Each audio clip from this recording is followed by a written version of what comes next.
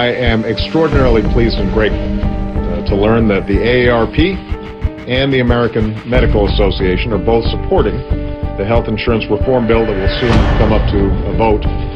So the doctors of America know what needs to be fixed about our healthcare system. These are men and women who know our healthcare system best. The doctors of America who know our healthcare system best.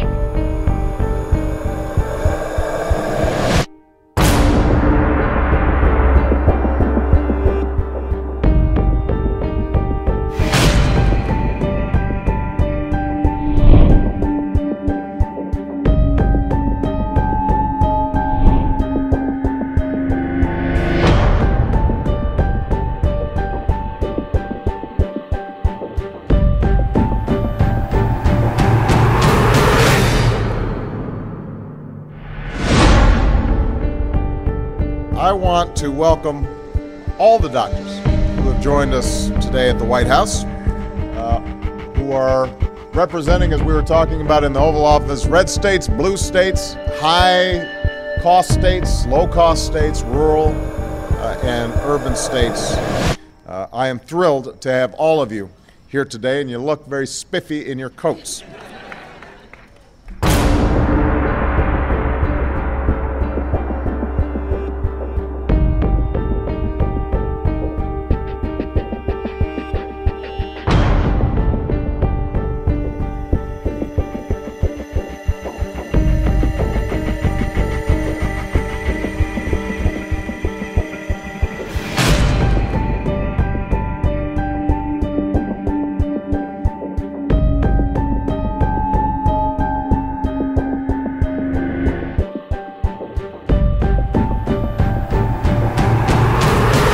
We call it AstroTurf. It's not really a grassroots movement. It's AstroTurf.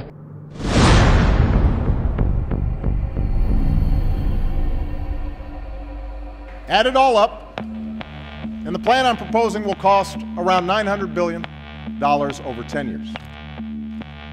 This exchange will take effect in 4 years, which will give us time to do it right.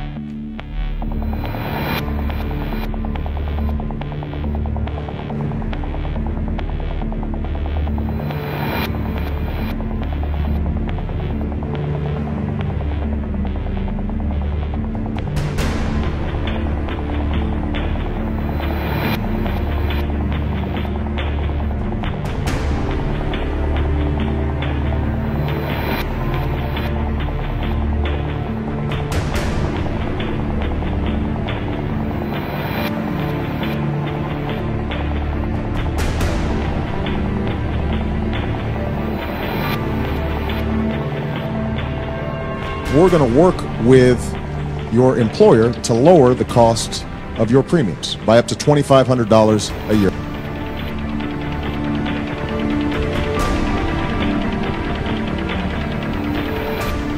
The only way they can get health insurance is to go out on the individual market, and they're paying exorbitant amounts. Maybe they work for a small business, and the small business can't afford right now to provide health insurance.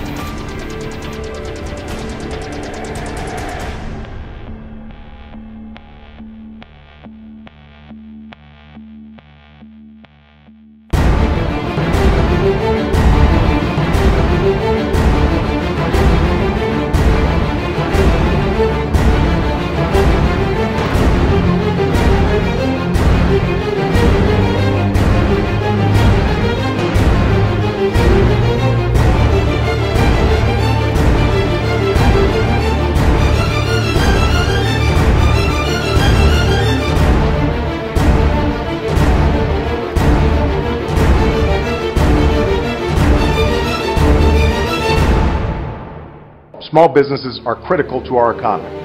They're a key engine of growth and job creation.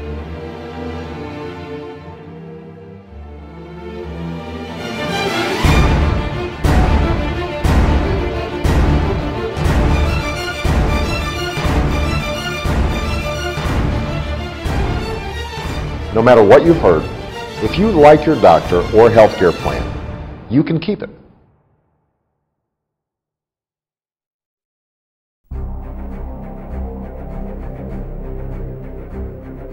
You can't just make up that language and decide that that's called a tax increase. Look, we can have a legitimate debate about whether or not we're going to have an individual mandate or not. But you reject that it's a tax increase? I absolutely reject that notion.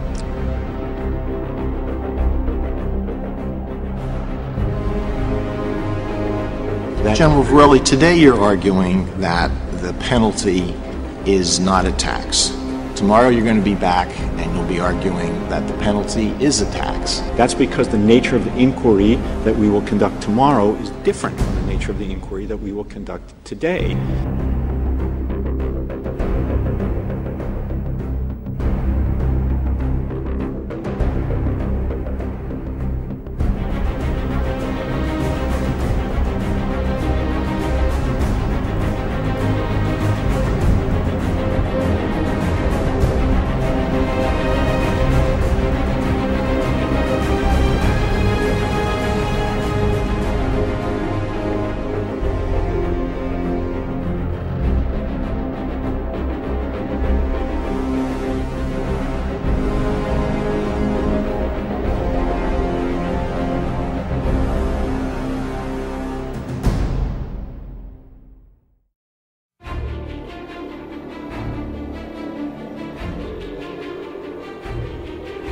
As one big group, these customers will have greater leverage to bargain with the insurance companies for better prices and quality coverage. This is how large companies and government employees get affordable insurance. It's how everyone in this Congress gets affordable insurance, and it's time to give every American the same opportunity that we give ourselves.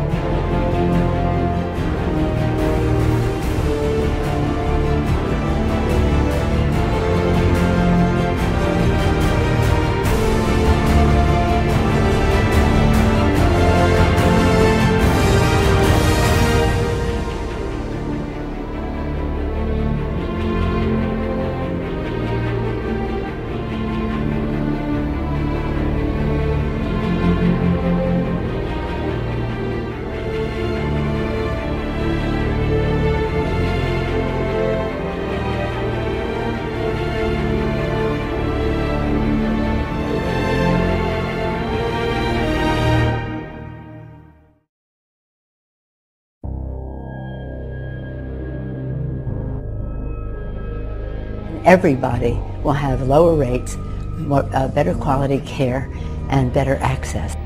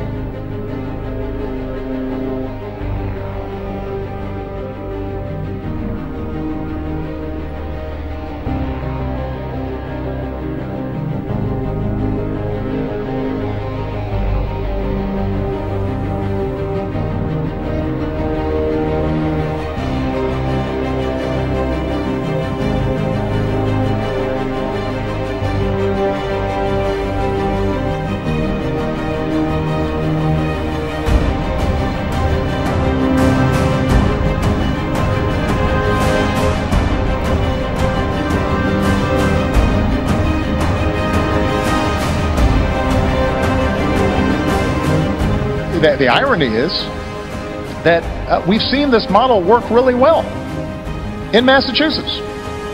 The fact of the matter is, we use the same advisors and they say it's the same plan.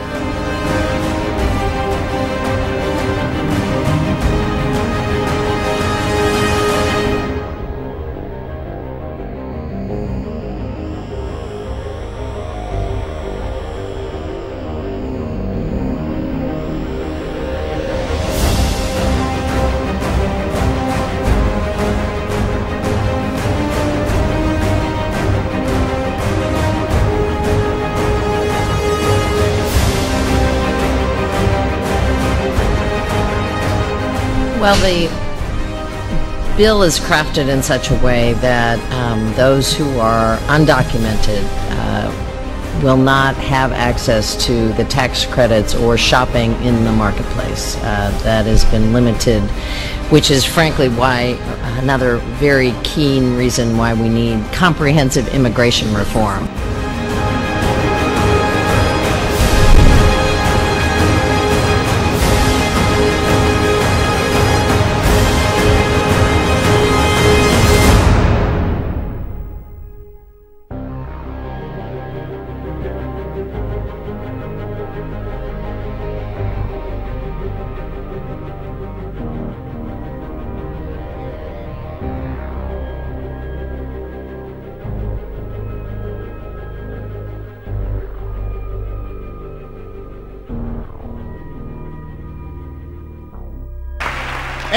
And I will make sure that no government bureaucrat or insurance company bureaucrat gets between you and the care that you need.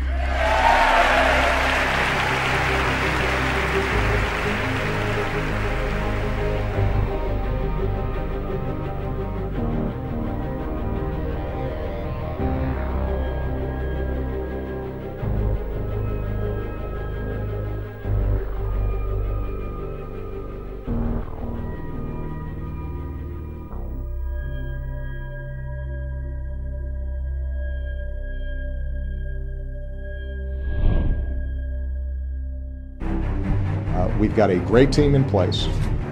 We are pushing very hard to make sure that we're hitting all the deadlines and the benchmarks.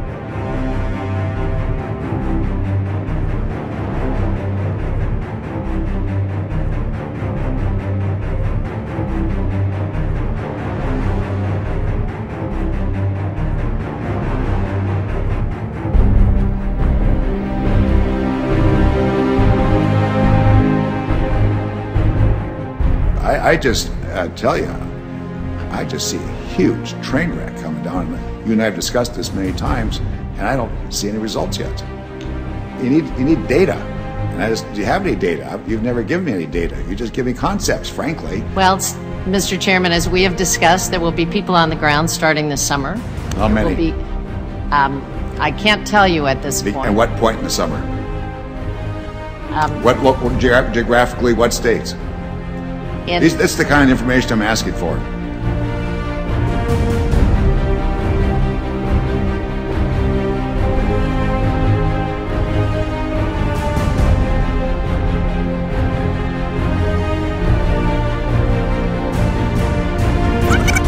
This exchange will take effect in 4 years, which will give us time to do it right.